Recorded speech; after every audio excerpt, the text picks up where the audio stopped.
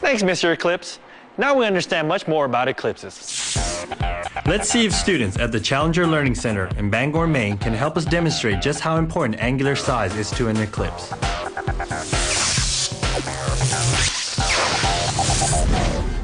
Permission to come aboard, ma'am. Permission granted. Hi, welcome to the Challenger Learning Center of Maine.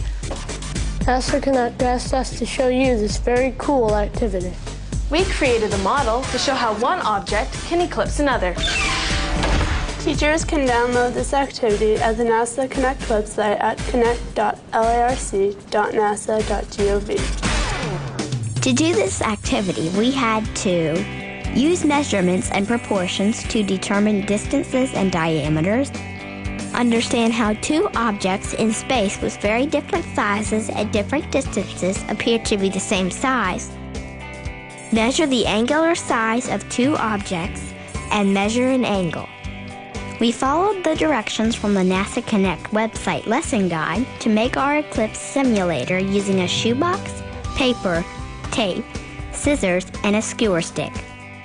We had to use our geometry skills to find the center point on each end of the box. Then we drew a horizontal line along the center of each side of the box. At the center of one end, we punched out a small hole about 2 centimeters round. We used this as our peephole to view the objects in space. We traced the lighted end of a flashlight over the center of the opposite end of the box. We also traced a quarter on black paper and cut out the smaller circle. We measured the diameter of each circle and recorded them in our journals. Then we attached the smaller black circle to the center of the skewer stick.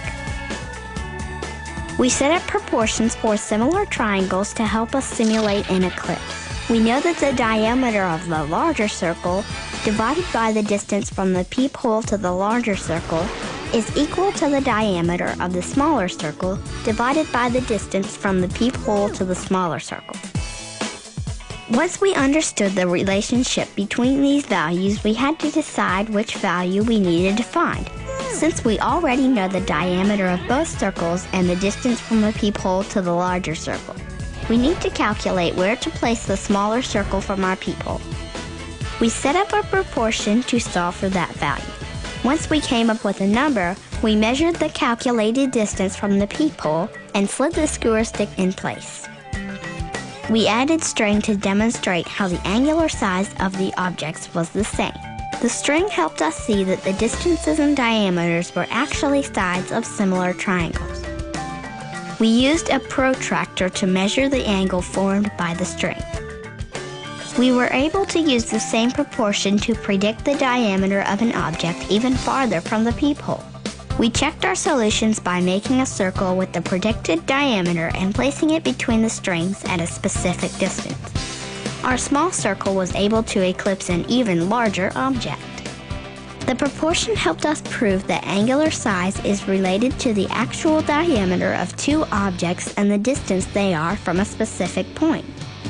We even covered our flashlight in yellow cellophane to demonstrate the sun's corona when we had a total eclipse. Of course, we took safety precautions and used dark sunglasses to look at the flashlight. This was just a simulation.